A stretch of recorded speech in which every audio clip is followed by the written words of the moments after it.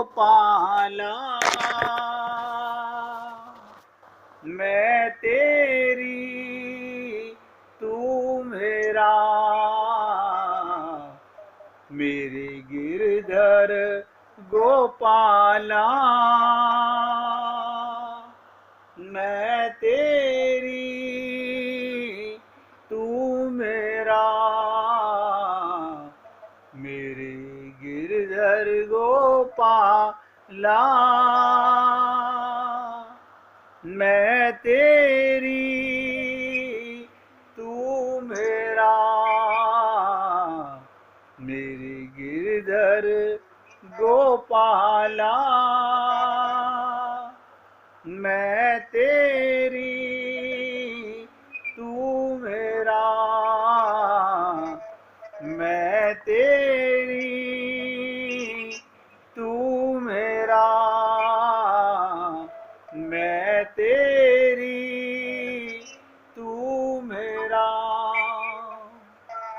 सभी पुण्य आत्मा बहुत एकाग्रता से सुने और समझने का प्रयत्न करें। भगवान कहते हैं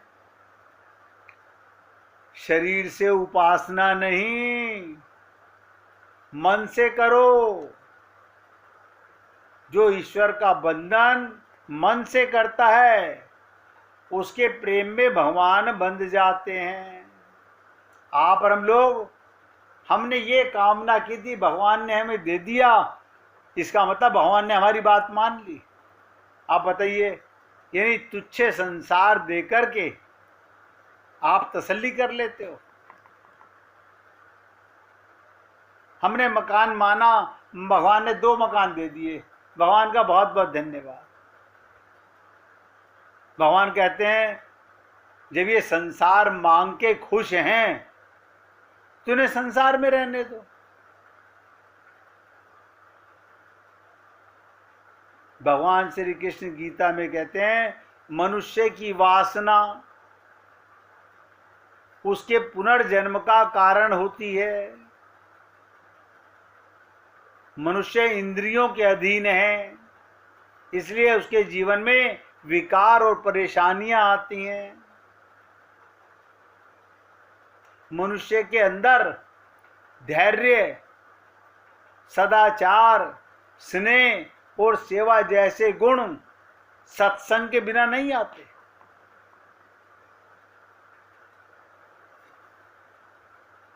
भगवान ने तो गीता में यहां तक कहा कि जिस प्रकार शरीर से वस्त्र मैले होने पर बदलते हो,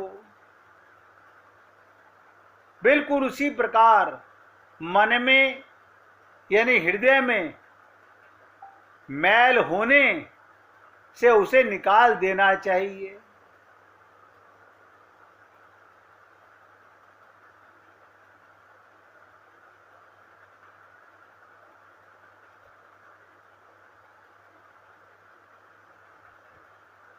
आप और हम लोग सोचें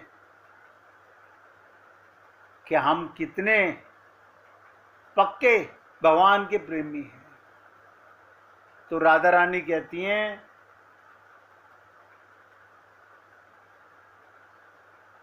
कि देखो यही कारण है, इसी बात की देरी है। फिर उद्धव ने कहा औरों को भी तो ईश्वर की प्राप्ति हुई है, आपको और हमको क्या लगता है? अजामिल को प्राप्ति हो गई, गणिका को प्राप्ति हो गई, सूरदास को प्राप्ति हो गई, नामदेव को प्राप्ति हो गई, तुलसीदास को भगवत प्राप्ति हो गई, नानक जी को भगवत प्राप्ति हो गई, जूतियां गांठने वाले रहीदास जी को भगवत प्राप्ति हो गई। हमें क्यों नहीं? हम तो उनसे सुंदर, उनसे ज्यादा पढ़े लिखे, काबिल हैं।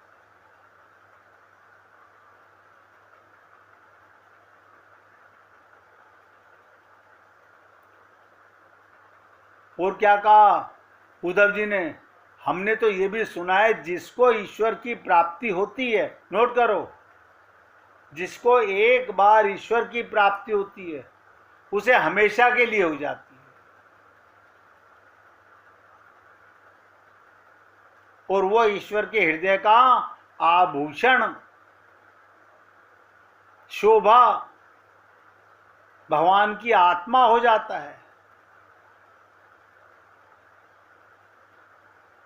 तो राधा रानी ने बड़े सरल ढंग से कहा, उद्धव, उद्धव माने जीव, आप और हम लोग।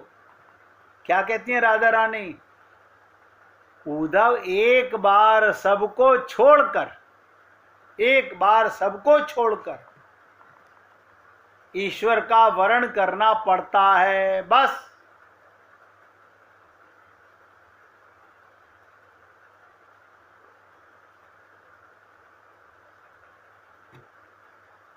एक मन द्वैत में नहीं, माया और भगवान दो में नहीं फंस सकता एक साथ। और हम, क्योंकि ये कई बार प्रश्न आ चुका मन के अंदर, हम कहते हैं मम्मी ने तो कभी नहीं कहा पापा से प्यार मत करो, पापा ने कभी नहीं कहा अपने बहन भाई से प्यार मत करो, मेरे परिवार से प्यार मत करो, पति ने तो कभी नहीं कहा पीहर से प्यार मत करो, केवल ससुराल से प्यार करो। ये भगवान ऐसा क्यों कहते हैं? यही राज है, क्योंकि आपने, हर हमने, सबने संसार में हजारों रिश्ते नातों में, हजारों समान में शरीर का संबंध मान के उन्हें हृदय में रखा हुआ है।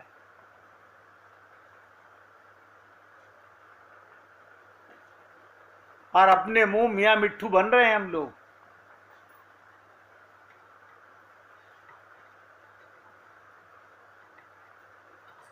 तो भगवान कहते हैं मनुष्य को अपने हृदय को बार बार समझने की कोशिश करनी चाहिए। हृदय को देखो, शुद्ध करो। ईश्वर के सिवाय उसका कोई नहीं है, कोई नहीं है। तभी तो भगवान ने कहा माम एकम, मैं ही तुम्हारा हूं।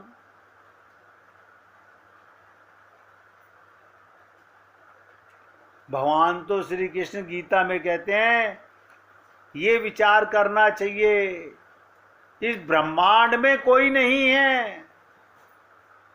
क्यों? जो मेरा हो गया वो तो मैं ही हूं। अब ध्यान दो, संत महात्मा, भगवान के प्रेमी भक्त लोग, वो संसार के नहीं रहते। जो भगवान के पाले में चला गया वो तो भगवान ही है, वो भगवान ही हैं। गीता में कहा भोग में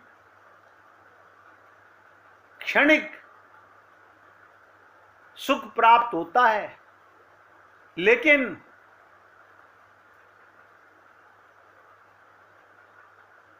आप आत्म सुख में या मन के सुख में, एक परमानेंट है, एक टेम्परेरी है।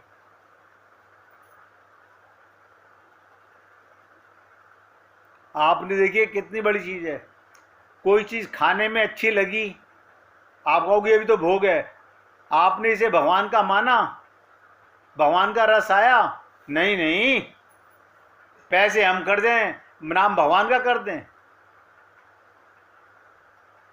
इसलिए उसमें हमें ज्ञान नहीं है। भगवान कहते हैं वासुदेव सर्वम, सब कुछ मैं बना हुआ हूं। भगवान ने गीता में कहा, आप और हम सब लोग सुने। मैं जब कई बार निवेदन करता हूं आप लोगों से, आपको और हमको जो सत्संग मिल रहा है इसमें हमारा कुछ भी नहीं है। भगवान कहते हैं सत्संग ईश्वर की कृपा से मिलता है। कुसंगति में हमारे विचार ले जाते हैं, वहां भगवान नहीं लेके जाते।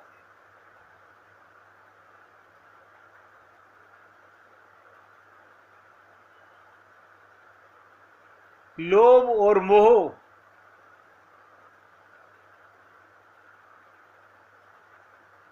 ये लाइन हृदय में तो कब तक रहेगी, डायरी में नोट कर लो।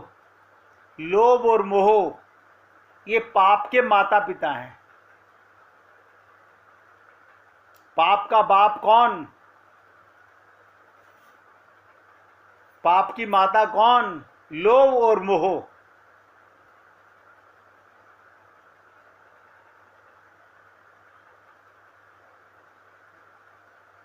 लोभ पिता है और मोह माता है।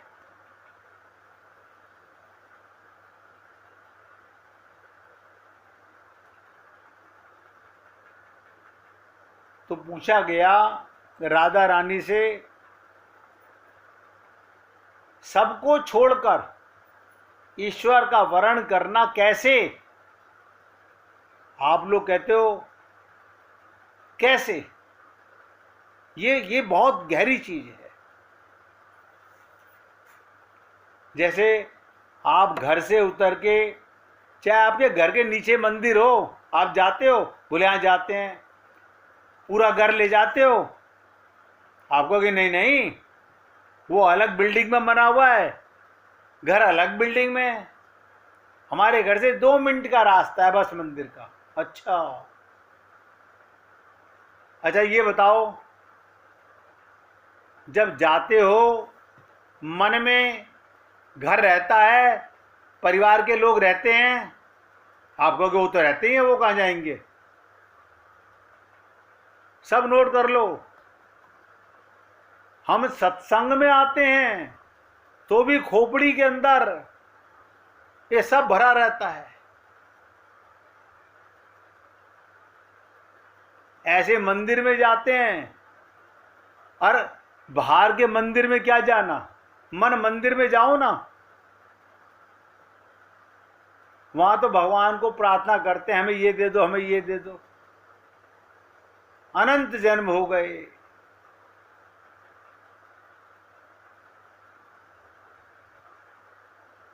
इसलिए हे पुण्य आत्माओं, अपने मन, नोट कर लो, हमारा सबसे बड़ा पाप क्या है? अपने मन और अपनी बुद्धि पर हमेशा विश्वास नहीं करना चाहिए, क्योंकि ये बार बार मनुष्यों को दगा देते हैं। सत्संग में थोड़ा सुधरते हैं, अब कुसंग में तुरंत बिगड़ जाते हैं।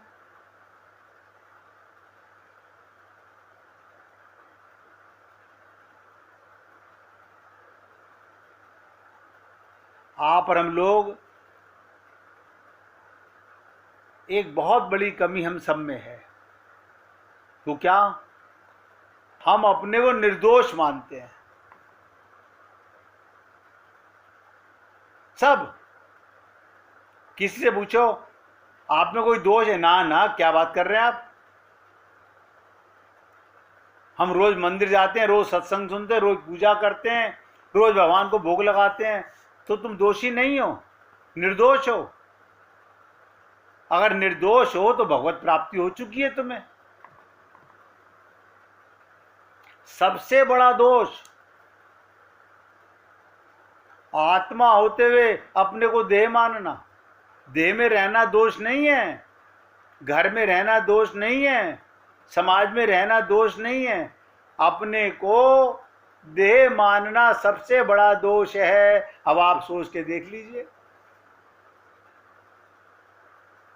आत्मा हो तो सब में आत्मा नजर आएगी। अगर आपको आत्मज्ञान हो गया है, सब में परमात्मा नजर आएगा। बोलोगे बेटा, बोलोगे मम्मी, बोलोगे पति पत्नी, लेकिन आत्मा नजर, परमात्मा नजर आएगा। और अगर आप अपने को शरीर मानोगे तो गुरुजी में भी शरीर नजर आएगा, परमात्मा में भी पत्थर नजर आएगा।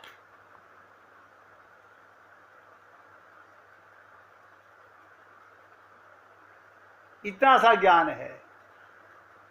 तो राधा रानी बता रही हैं, दुर्वासा आदि तपस्वियों को, मार्कंडे आदि दीर्घजीवियों को, रुद्र आदि संहारकर्ताओं को, ब्रह्मा आदि सृष्टिकर्ताओं को छोड़कर, क्या मतलब? जिनको भगवत प्राप्ति हो चुकी है, अब देखिए आपके सामने सरलता से बोल रहा हूं, जिनको भगवत प्राप्ति हो चुकी है, जो भगवान के परिवार में जा चुके हैं, जिन्होंने अपने को परमात्मा का अंश मान लिया है, रहते परिवार में, रहते शरीर में मान लिया। मीरा ने क्या शरीर छोड़ दिया था? आप बताइए, मीरा ने क्या शरीर छोड़ दिया था? चित्त का भाव था, हृदय का भाव था। तो क्या कहा? इन भगवान के प्रेमियों को छोड़कर,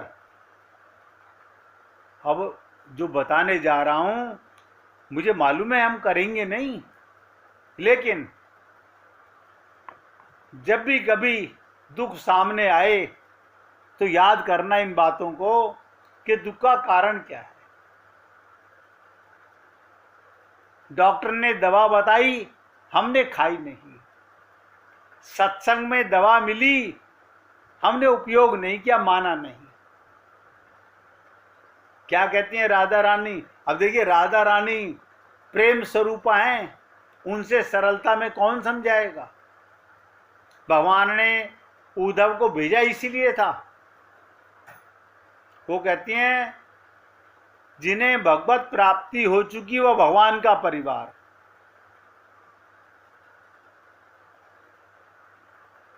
उनको छोड़कर समूची सृष्टि का परित्याग करके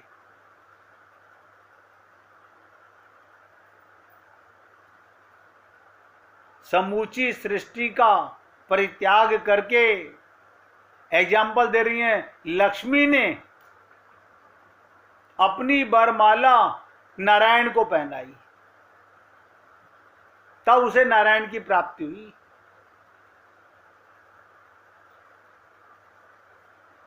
अब आपके हाथ में है, आप अपने मन की वरमाला भगवान के परिवार को या संसार को, ये आप भी जानते हो। आप देखो, आपसे कोई भी पूछेगा 100% आपको ज्ञान होगा, झूठ बोलोगे, लेकिन अपने से झूठ कैसे बोलोगे? परमात्मा से झूठ कैसे बोलोगे? बार बार सोचिएगा, आप अपने से और परमात्मा से झूठ बोल सकते हो क्या? और हम यही काम कर रहे हैं, हम सब झूठ बोलते हैं, और ये जानते हुए कि अंदर मुझे पता है मैं झूठ बोल रहा हूं, परमात्मा को भी पता है, लेकिन सब ऑल राइट, कुछ रॉन्ग नहीं है।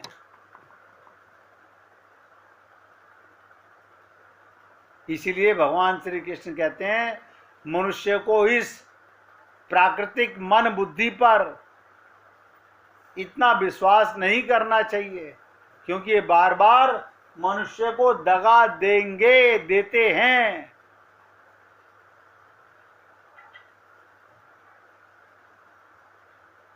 यहाँ पर हम लोग किससे पूछते हैं मेरे में कोई कमी तो नहीं है?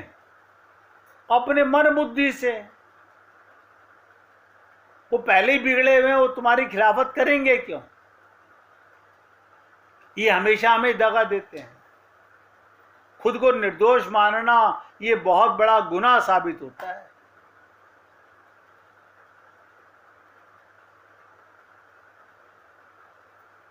जहां ध्यान दीजिएगा, बहुत विचित्र बात कही भगवान ने।